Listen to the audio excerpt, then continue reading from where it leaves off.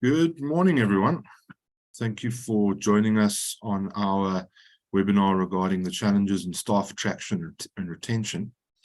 My name is Mark Humphreys. I'm a director at RSM South Africa, and I'm joined by my colleague, Judy Engelbrecht, who's the manager for contracting services at our new service arm, which is called the RSM, the Talent Experts.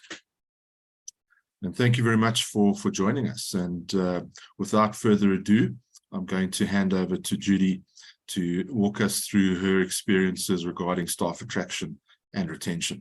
Thank you, Judy. Morning, Mark, and thanks for having me this morning. One of the biggest effects on staff attraction and retention is definitely employer brand. A good employer brand attracts top talent. It acts as a magnet for skilled and motivated individuals. A strong and positive employer brand not only captures the attention of potential candidates, but also entices them to choose your organization over others. Top talent seeks workplaces that align with their values and offer an appealing work environment. It gives the employer a competitive edge. In a crowded job market, having a compelling employer brand sets your organization apart. It helps you stand out as an employer of choice, making it easier to attract candidates with the skills and the qualifications that you require. A well-defined employer brand positions your company as a leader in its industry, giving you a competitive edge. A robust employer brand can also significantly reduce recruitment costs.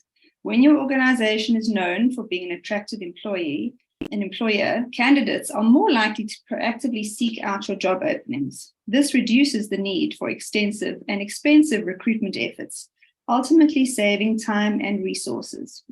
Effective employer branding not only attracts talent, but also retains talent. When employees align with the company's values and culture, they are more likely to stay in their roles. This in turn reduces turnover rates and the associated costs of hiring and training new staff. It boosts employee advocacy. Employees who are proud of their workplace become brand ambassadors. They share their positive experiences with friends and professional networks, effectively promoting your organization. This word-of-mouth advertising can lead to a steady stream of referrals and further bolster your employer brand. It also drives innovation and growth. An appealing employer brand fosters an environment where creativity and innovation thrive. When staff members are enthusiastic about their workplace, they are more likely to contribute fresh ideas and solutions, ultimately driving the organization's growth and success. As you can see, South Africa faces a significant skill shortage across various industries, posing a considerable challenge to economic growth and development. You can pop onto the next slide for me. Thanks, Mark.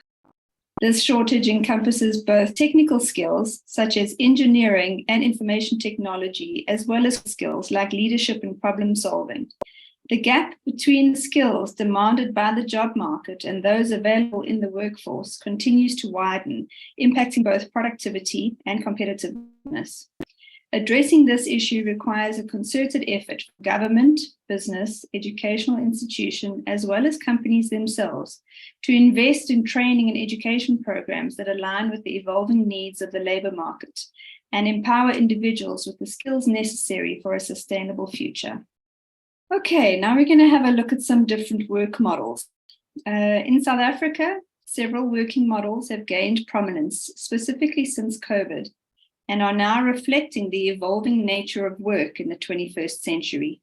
The first model, your work from home, allows employees to carry out their tasks remotely, often from the comfort of their own homes. This approach offers advantages such as increased flexibility and reduced commute time, which can improve your work-life balance. However, it can lead to feelings of isolation and challenges in maintaining a clear boundary between work and personal life. The second model, which is your hybrid work, combines office-based and remote working, providing employees with the flexibility to choose where they work. The hybrid models enable companies to reduce office space costs while maintaining in-person collaboration. Advantages include a balanced approach that can cater to different employee preferences. However, it can also introduce challenges related to communication, as employees may be working from diverse locations, potentially making it more challenging to coordinate projects. There's also the technology issues, which we've seen pop up every now and again. Each of these working models has its own set of advantages and disadvantages, and the choice between them often depends on the specific needs and culture of the organization, as well as the preferences of its employees. I'm now going to hand over to Mark. Thank you very much, Judy, for that. And I think what's important to note is that in this evolving workplace that we have in South Africa, a lot of employers have already adopted in policies that allow for more leave, for different types of leave and other types of measures. But what it seems from our practice is that employees are more important in terms of work-life balance. And one of the ways that is being achieved is through flexible working arrangements or these hybrid models, or even a plain work from home type of arrangement. But that in itself brings about its own challenges. And from what we all can see since COVID is that the workplace, as it's been traditionally known, has been rapidly evolving. And it's unlikely that it will ever be the same again. And this work from home debate is not unique to South Africa. Workers across the globe are now seeking new approaches as to how business is done. And a good example of this is the Dutch Parliament, which recently approved legislation to establish work from home as a legal right, making Netherlands one of the first countries to grant remote working flexibility by law. The law forces employers to consider employee requests to work from home as long as it is operationally possible. Now, in South Africa, unfortunately, there is no general right to work from home. And the fundamental legal principles that regulate the employment relationship and employment contracts have at this stage remained unchanged, despite the prevalence of flexible working arrangements. So this means that the methods of approaches that an employer uses to bring about workplace changes within the confines of the law ought to be or should be the same as those in the traditional workplace. So from a common law perspective, an employee carries out work according to the instruction and control of another party, namely the employer. And this is for the benefit of the employer, which includes other factors as well that bring into account whether or not there's an employment relationship. Now, as a result, the employer is entitled to direct an employee as to where and when the work will be carried out by that employee. Now, due to this, as I stated earlier, that there is no general right to work from home in South Africa, or even to be afforded flexible working arrangements. So any right to do so will be governed by the employment contract concluded between the employer and the employee, or any policies that are in place at the time. Now, there are many benefits to flexible working arrangements. But it is important to note that a move towards remote or home working may also have negative implications for traditional employees, such as having an impact on things like car and travel allowances, as well as information security, intellectual property, health and safety, and other compliance matters. And I'm going to look at some of these factors a little bit more closely. So moving forward, employers are now grappling with how to deal with things such as personal expenses, such as internet access, which is incurred by employees as a result of working remotely, and also how to deal with the issues of equipment that employees may not readily have available at home. One of the challenges that we experienced during COVID was initially in COVID there was very limited load shedding, but as lockdown progressed, load shedding ramped up again, and this affected the productivity of certain employees. Not everyone has access to an inverter or a generator or battery backup. And these are considerations that employers in South Africa are starting to grapple with and incorporate into their employment terms. Now, studies have shown that remote work could lead to the breakdown of certain employment features. And one of those is a difficulty in striking a balance between work and private life. There's increased and more intensive working hours, and there's the financial burden that's been placed on employees for the working tools, for example, the payment of your internet connection. There's also uncertainty around health and safety protections, as well as employee privacy. One of the biggest indications that we've seen in terms of impacts on working from home employees is that working from home may have an impact on, for example, employee rewards. and incentives, as new data has shown that remote employees are 38% less likely to receive a bonus compared to those who regularly attend at the office. That's quite shocking. It's almost as if out of sight, out of mind. Now, flexible working arrangements are often associated with longer work hours because employees and employers can communicate with each other at any time of the day. And studies have shown that employees who work from home generally work 6 hours of overtime per week, and this is generally unpaid, whilst office-bound employees will only work about 3 hours of overtime per week. So it's double the amount of overtime. Due to this, employees might not disconnect from work, potentially leading to an imbalance in the work and personal life. And notably, what we are seeing in the workplace is that South Africa does not have what's called a right to disconnect, which may result in employees working lengthy hours. And I'll deal with the right to disconnect moving forward. Now, consequently, these increased hours and blurred boundaries have negatively affected employees' mental health, and we are seeing that this is leading to a significant amount of burnout amongst employees who typically work from home or have flexible working arrangements. Now, employee burnout negatively affects work performance, obviously, and numerous studies have found a link between employee well-being and the quality of the output. So, meanwhile, the inability of an employee to meet the required standard performance is a ground for dismissal. So there's always going to be this tension between what's created by working from home in terms of burnout versus inability to perform.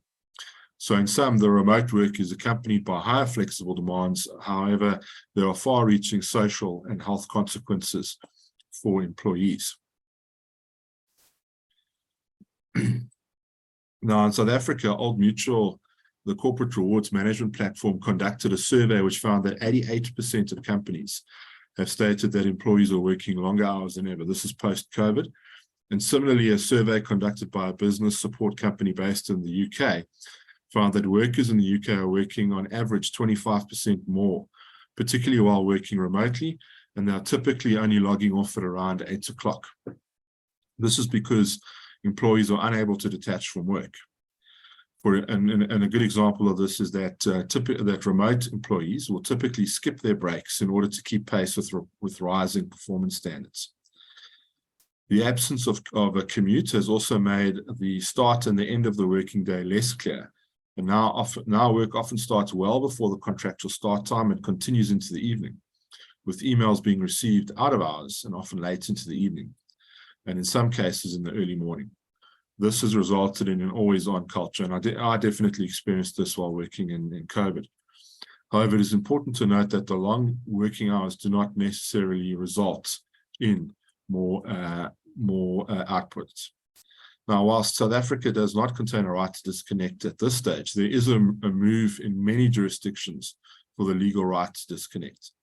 Generally speaking, the right to disconnect means the right that provides workers with the possibility of remaining inaccessible of or not being contacted by any means through digital or other devices for matters related to their work performance, when they are out of their work times. For example, during daily, weekly, or annual rest periods, or annual leave and holidays. Now, the purpose of the right to disconnect is for employers to respect the private and family life of employees as well as their dignity. Now, many countries, including Italy and France, have introduced laws which provide for the right to disconnect. And interestingly, in France, if you do contact an employee during a period of disconnection, you are subjected to fines, which is quite significant, I think, in terms of a step towards equality in the workplace. Now, these laws make working from home much more flexible, and this will help with, especially in respect of the advancement of new digital platforms and technologies. This will, in essence, then ensure that boundaries are established to improve the work-life balance of employees working remotely. Now, from an employer's perspective, flexible working hours are causing confusion and creating expectations in the workplace. Sorry, I seem to have missed my slides. Apologies. Flexible working models are causing confusion and creating expectations in the workplace while killing what businesses do so well, which is mentorship, face-to-face interaction, and proper work ethic. Now, many employers are also finding that remote teams are becoming less skilled due to the erosion of team cohesion and skills transfer, especially as there are no longer any what we would term water cooler moments. Now, in addition, employers are finding that virtual team meetings are not as effective as in-team or in-person meetings due to many employees engaging in multitasking during such meetings. I would wager that many of you are actually attending to work now whilst listening to this webinar. So there's a fear from employers that the habits and good practices of being a professional and building a proper, solid work ethic have fallen by the wayside, and that young professionals are missing key learning opportunities. As studies have shown that the most productive learning is done in person and through observation and in-person engagement. Now, my colleague Judy has already focused on some of the areas of attraction and retention of employees. And from my experience, when it comes to retaining and attracting employees, money does remain a top factor. And indeed, many studies, I think one of the most recent studies have demonstrated that 71% of employees who were engaged listed money as their top reason for choosing or changing a job. But that is not the only factor these days. And I think, especially with younger generations, that is not sufficient. Money is no longer a key driver. And so what we're finding is that those types of employees and many employees actually are now citing non-monetary factors, such as job fulfillment and the opportunity to be their true selves at work, for example, well-being, where and when they work. These are significant reasons for employees wanting to leave a company. Now, given the skill shortage as discussed by Judy in South Africa, it can now be argued that over the last few years, employees have had the upper hand in negotiating flexible working arrangements. And this has resulted in many companies adopting much more flexible working arrangements and concentrating on employee output versus quantity. So there's less of a focus in employers at the moment in terms of ensuring that employees spend time behind a desk, as opposed to wanting to see an output from that employee. So completing a function, as opposed to merely going through the motions. So now, in the result, and notwithstanding concerns raised by employers are now having to restructure their working arrangements in order to retain talent. And they will have to continue to do so in order to present themselves as an attractive job prospect, especially for the younger generation of workers who demand more flexibility and a better work-life balance.